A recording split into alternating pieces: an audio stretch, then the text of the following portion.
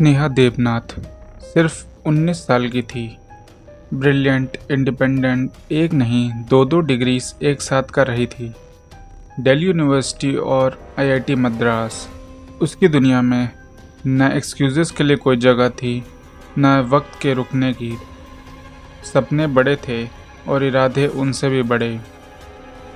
लेकिन 7 जुलाई की सुबह स्नेहा ने अपने घर से निकलते वक्त सिर्फ इतना कहा, मैं दोस्त को स्टेशन छोड़ने जा रही हूँ।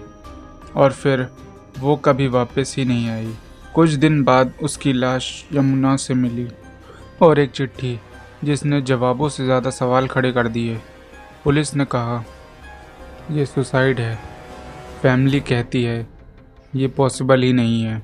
सीसीटीवी कैमरे बंद, दोस्त से मुलाकात नहीं और एक झूठ जो उसने जाते जाते अपनी माँ से कहा। सिर्फ 19 साल की थी स्नेहा देवनाथ। त्रिपुरा के एक छोटे से शहर से निकलकर अपने सपनों को लेकर दिल्ली आई थी।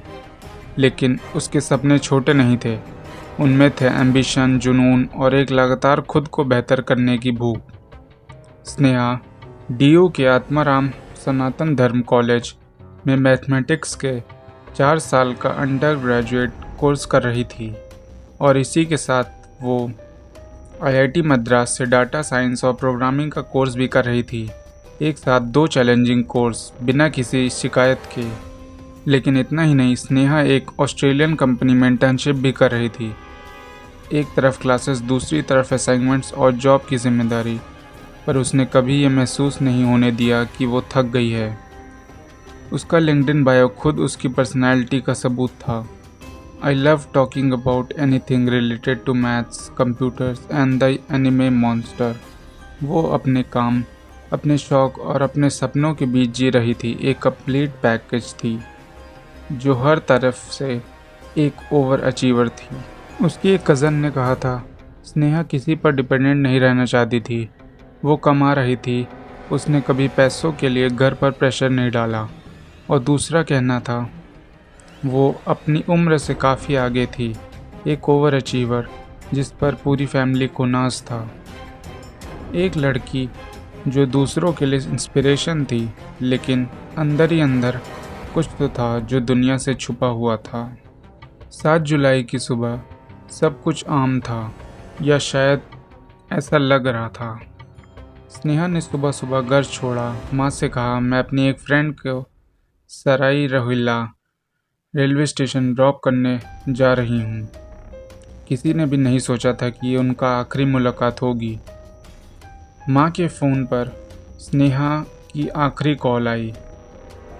तब वक्त था 5:56। छोटी सी बातचीत, एक नॉर्मल सुबह जैसे। लेकिन उसके बाद सन्नाटा। 8:45 तक माँ ने दोबारा कॉल किया। Phone switched off. बेचैनी घड़ी की सुई हर सेकंड के साथ एक डर के ला रही थी।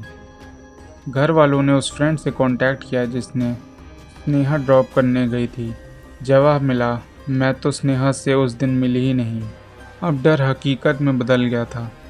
जब कैब ड्राइवर से कांटेक्ट हुआ तो उसने बताया, मैं स्नेहा को सिग्नेचर ब्रिज तक छोड़ कर आया था। सिग्नेचर ब्रिज एक ऐसी जगह जहां लोग या तो तस्वीर खिंचाने जाते हैं या फिर अपनी कहानी का आखिरी पेज लिखने। घर वाले पागल हो गए थे। हर जगह ढूंढा, हर फ़ोन नंबर मिलाया और फिर पुलिस के पास गए। किडनैपिंग का केस दर्ज हुआ। लेकिन तब तक स्नेहा की एक छोटी सी हैंड रिटन नोट मिल चुकी थी। उस नोट ने पूरी कहानी को उलझा दिया। ये मेरा फैसला था, पूरी तरह होश में, किसी के कहने के या दबाव में नहीं।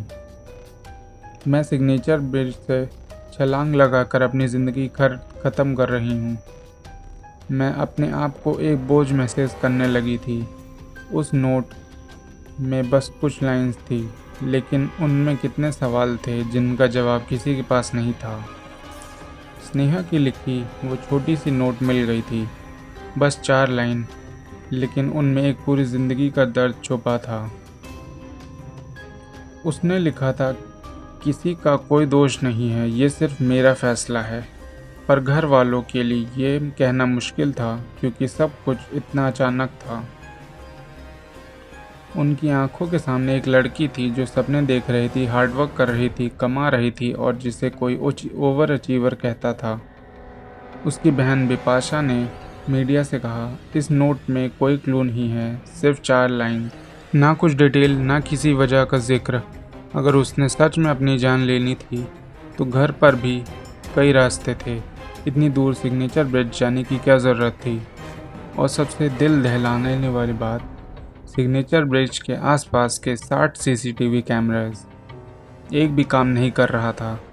ये सिर्फ एक कोइंसिडेंस था या कोई ऐसी जगह चुनी गई थी जहां सब कुछ अनजाने में रहे? ये सब कुछ इस बात की तरफ इशारा करता है, क्या स्नेहा ने अपनी जान अपनी मर्जी से ली, या वो किसी मैनिपुलेशन, किसी इमोशनल ब्लैकमेल या शायद किसी धमकी के अंडर थी? जब किसी जिंदगी का ठहराव अचानक से छल कर गिरता है तो हर लफ्ज़, हर खामोशी एक राज बन जाती है। और स्नेहा की मौत अब एक ऐसा राज बन चुकी थी जिसका सच अभी भी अंधेरों में था। सिग्नेचर ब्रिज, एक ऐसी जगह जहां स्नेहा ने अपनी ज़िंदगी का आखिरी कदम रखा था, या शायद रखने के लिए मजबूर की गई थी। पर सबसे हैरान करने वाली बात यह थी, ब्रिज के आसपास के 60 सीसीटीवी कैमरास, लेकिन एक भी काम नहीं कर रहा था। 60 कैमरे और एक भी रिकॉर्डिंग नहीं। क्या ये सिर्फ एक सिस्टम फेलियर था या फिर किसी ने जानबूझकर उस वक्त को अनरिकॉर्ड बनाया था? कैब ड्राइवर ने कहा, स्नेहा को मैं सिग्नेचर ब्रिज तक छोड़ कर आया, लेकिन उसके बाद क्या हुआ किसी के पास कोई रिकॉर्ड नहीं। पुलिस के पास स्नेहा के मूवमेंट का कोई विजुअल प्रूफ नहीं था, ना कोई फुटेज, ना कोई गवाह। जिसे हम डिजिटल एरा की सबसे सेफ जगहों में मानते हैं, वो जगह सबसे अंधी निकली। परिवार का कहना था, पुलिस ने पहले दिन से हल्के में ले लिया।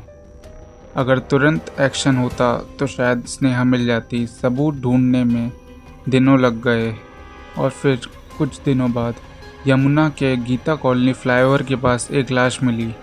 वो स्नेहा ही थी। उसके सपने, उसका स्ट्रगल, सब कुछ उस पानी में डूब चुका था। लेकिन एक और सवाल उठ गया था, क्या ये एक सिंपल सुसाइड था या इसके पीछे था कोई लार्जर कवर अप, कोई मेंटल मैनिपुलेशन? किसी ने अंदर ही अंदर उसकी सोच को मर दिया। पब्लिक और मीडिया दोनों ने पूरे सिस्टम पे सवाल उठाया। एक लड़की जो ब्रिलियंट थी, स्ट्रॉन्ग थी, उसने ऐसे अचानक से सुसाइड कर लिया। इतना सिंपल है ये। क्या स्नेहा की मौत एक पर्सनल डिसीजन थी या इसके पीछे छुपा था एक इनविजिबल क्राइम? हो सकता है कि स्नेहा सच में अंदर ही अंदर टूट रही हो। एक तरफ एकेडमिक्स का प्रेशर और दूसरी तरफ थी घर की जिम्मेदारी। पिता किडनी फेलियर से जूझ रहे थे, डायलिसिस चल रही थी, माँ और बहन पर भी इमोशनल लोड था, और स्नेहा खुद कमाकर घर की फाइनेंशियल हेल्प कर रही थी। और ऐसे में उसके लेटर्स की line, I felt like a burden, a failure, I felt like a failure, a burden, शायद उसके अंदर के इमोशनल ब्रेकडाउन की ही एक एक्सप्रेशन थी। शायद वो किसी से बात नहीं कर पाई, शायद अंदर की आवाज़ किसी को सीरियसली नहीं लिया। ज़िंदगी में सब कुछ परफेक्ट दिखने वाले लोग भी अंदर से कभी कभी टूट चुके होते हैं, और कभी कभी किसी की मुस्कान के पीछे छुपा होता है एक गहरा अंधेरा।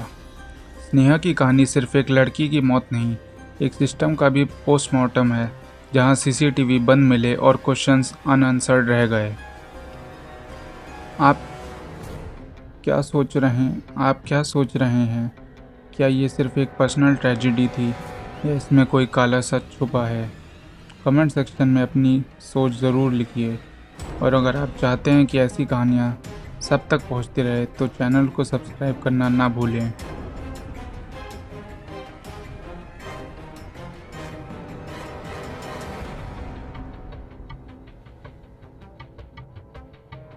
स्नेहा देवनाथ की कहानी सिर्फ एक मौत की कहानी नहीं है, वो उन सवालों की कहानी है जो हम कभी अपने सबसे ब्राइट स्टार से पूछते ही नहीं। वो जो मुस्कुराते हैं लेकिन अंदर से टूट चुके होते हैं।